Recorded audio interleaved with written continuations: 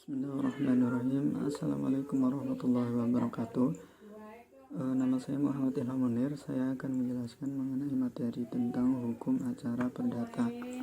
Langsung saja, hukum acara perdata adalah serangkaian kaidah, prosedur, dan peraturan hukum yang mengatur tentang pelaksanaan formil hukum perdata dalam tata hukum positif sebuah negara. Hukum acara perdata berlaku apabila terjadi masalah keperdataan antar individu atau individu tidak menjalankan kewajibannya.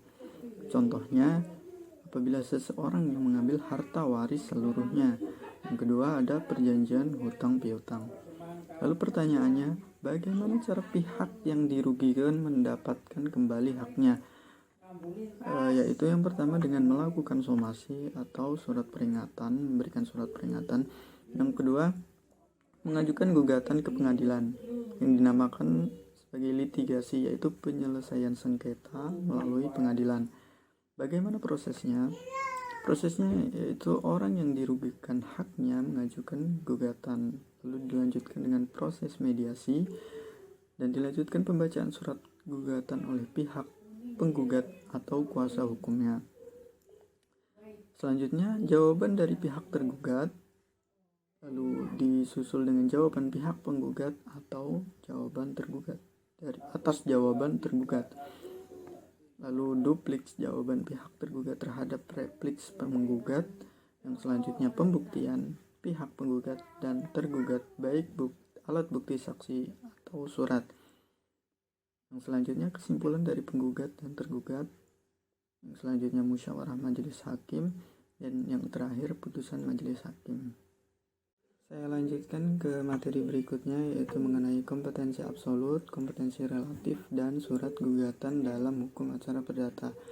Yang pertama, kompetensi absolut, yaitu kewenangan suatu pengadilan dalam memeriksa perkara. Contoh perkara pembunuhan menjadi kompetensi absolut pengadilan negeri, sedangkan perkara wan prestasi menjadi kompetensi absolut pengadilan negeri apabila akadnya non-syariah.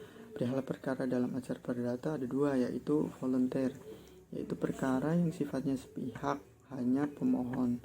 Contoh permohonan penggantian nama, permohonan pengangkatan anak, permohonan isbat nikah, dan permohonan penetapan ahli waris. Lalu yang kedua, perkara kontentiosa, yaitu perkara yang mengandung sengketa. Contoh perkara wan prestasi, yaitu kasus antara kreditur dengan debitur, atau perkara gugat waris, gugat cerai. Masing-masing ada dua pihak, yaitu pihak penggugat dan pihak tergugat. Yang kedua, kompetensi relatif. Kompetensi relatif sangat terkait erat dengan kewenangan pengadilan yang sama dalam mengadili suatu perkara. Contoh wan prestasi apabila dilakukan berdasarkan akad syariah, maka menjadi kompetensi pengadilan negeri, tergantung dari tempat tinggal tergugat. Seperti tergugat tinggal di Kabupaten Bekasi, maka penggugat mengajukan ke Pengadilan Negeri Bekasi. Identitas para pihak dalam surat gugatan berisi nama, tempat tinggal, tempat tanggal lahir, pekerjaan. Nama harus menggunakan bin, binti, atau jabatan. Jadi identitas harus detail terkait alamat dari mulai jalan, RT atau RW, sampai kode pos. Posita berisi uraian hukum, peristiwa hukum, dan dasar hukum dalam hal wan prestasi. Maka harus memuat kapan ditandatangani perjanjian utang piutang, berapa lama masa pengambilan, berapa banyak bagi hasil, kapan macetnya, dan dasar gugatannya. Pasal 1239 KUHP. Lalu petitum adalah tuntutan baik yang diminta oleh penggugat, misalkan bayar ganti rugi, bayar uang paksa sita, jaminan, atau kasus pengosongan rumah. Saya lanjutkan ke materi berikutnya mengenai proses sidang. Proses sidang apabila tergugat tidak hadir, maka dilanjutkan dengan pemanggilan kedua oleh jurusita kepada pihak tergugat. Yang kedua, apabila kedua belah pihak hadir, baik penggugat, tergugat, atau kuasa hukum, maka sidang dilaksanakan dengan agenda mediasi antara penggugat dan tergugat. Yang ketiga, apabila mediasi berhasil, maka akan dibuatkan surat pernyataan kesepakatan yang ditandatangani oleh penggugat dan tergugat dan mediator untuk selanjutnya majelis hakim mengagendakan sidang berupa putusan dengan membuat akta vandading, karena itu putusan bersifat final sehingga tidak boleh ada banding maupun kasasi.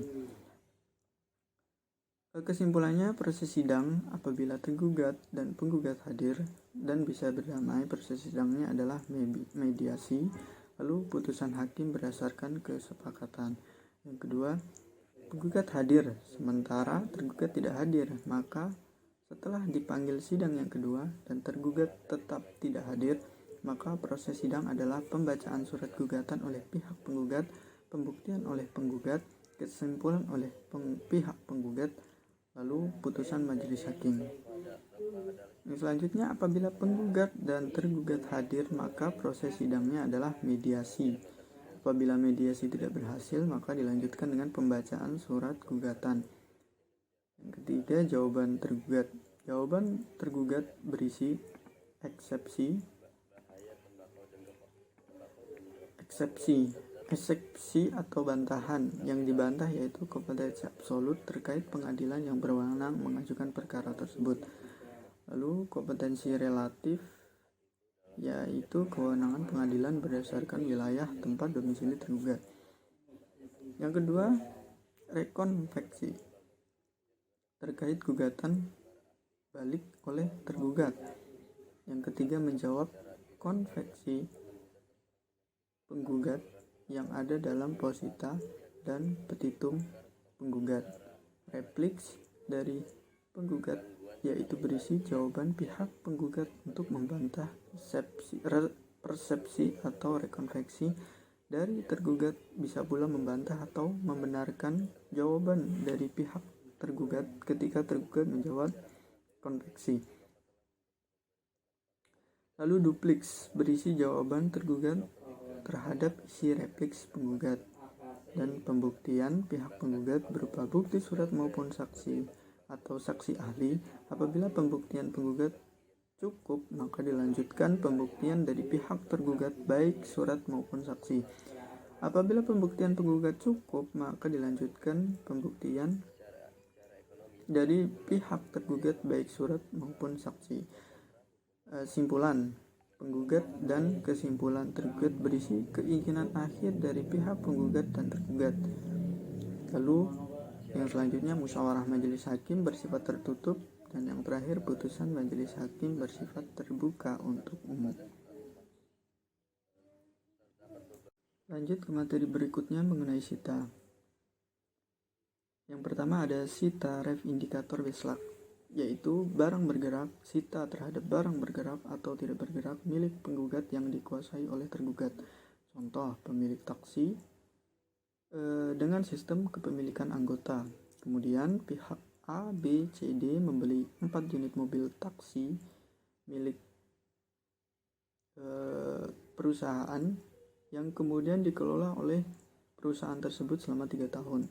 Dan setelah 3 tahun taksi itu dikembalikan ke pihak A, B, C, D, dan akhirnya setelah 3 tahun pihak perusahaan tersebut tidak mengembalikan kepemilikan taksi tersebut kepada pemilik aslinya, sehingga pemilik aslinya menggugat pihak perusahaan tersebut dalam gugatannya meminta barang A, B, C, D disita.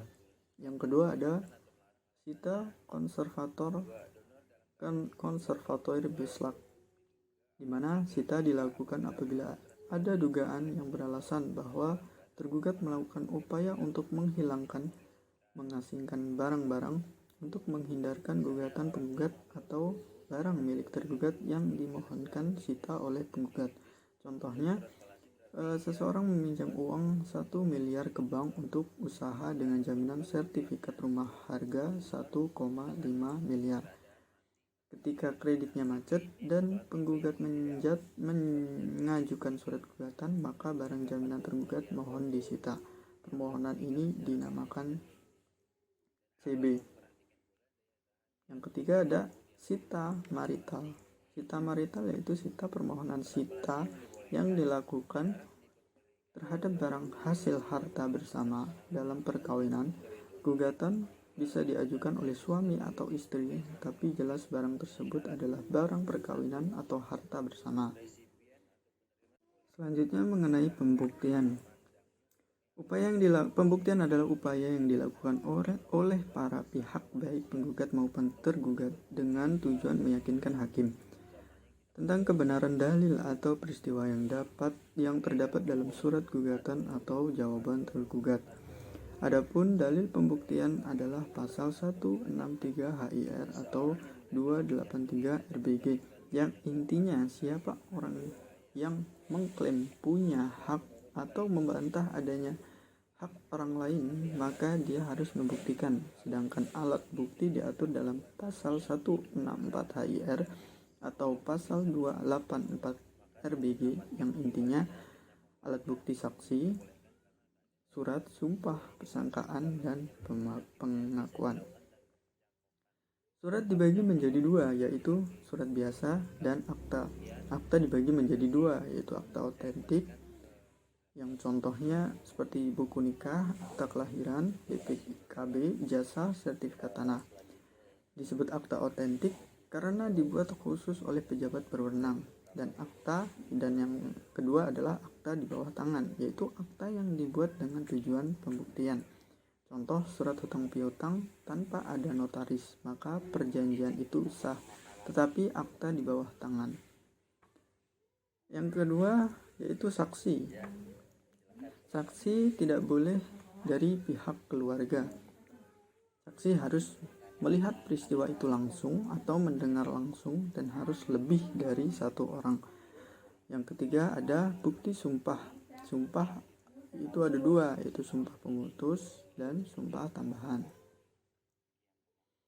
Yang selanjutnya saksi persangkaan. Saksi persangkaan juga ada dua, yaitu persangkaan menurut UUD dan persangkaan menurut hakim. Yang selanjutnya pemeriksaan setempat. Kapan ada pemeriksaan setempat? Yaitu apabila ada bukti sertifikat tanah dengan surat gugatan luasnya berbeda, maka untuk memastikan luas tempat tersebut dengan mengajukan pemeriksaan setempat.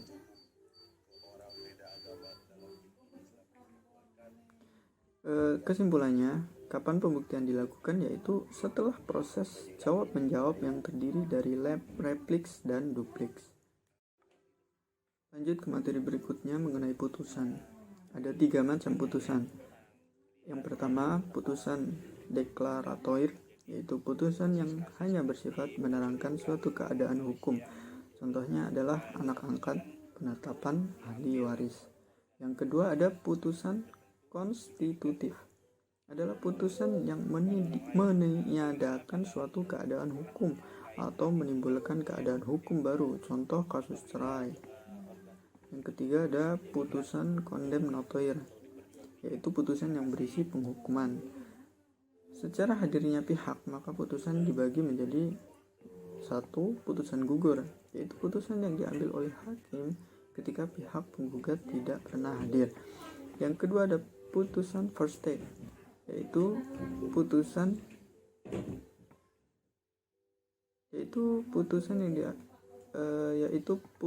yang dilakukan oleh majelis hakim ketika tergugat tidak pernah hadir pada saat sidang pertama sampai pada saat putusan. Yang ketiga ada putusan kontradiktoir, yaitu putusan yang diambil oleh majelis hakim ketika penggugat dan tergugat hadir dalam persidangan secara amar putusannya. Materi selanjutnya mengenai proses banding. Proses banding yang pertama, pihak yang tidak puas membuat surat gugatan dengan bentuk gugatannya berupa memori banding. Lalu, panitera menyerahkan memori banding tersebut ke pengadilan tinggi. Selanjutnya, pemberitahuan adanya memori banding ke pihak lawan. Selanjutnya, pihak lawan memberikan jawaban dengan bentuk kontra memori banding. Hakim tinggi akan memeriksa dan memutus perkara berdasarkan memori banding dan kontra memori banding tanpa kehadiran pihak pemohon banding dan terbanding. Selanjutnya, jika hakim menilai ada bukti tambahan, maka sidang pembuktian dilakukan di pengadilan negeri dengan bukti surat atau banding. Dan apabila masih ada banding, maka kasus belum bisa dieksekusi. Sekian pemaparan materi dari saya. Wassalamualaikum warahmatullahi wabarakatuh.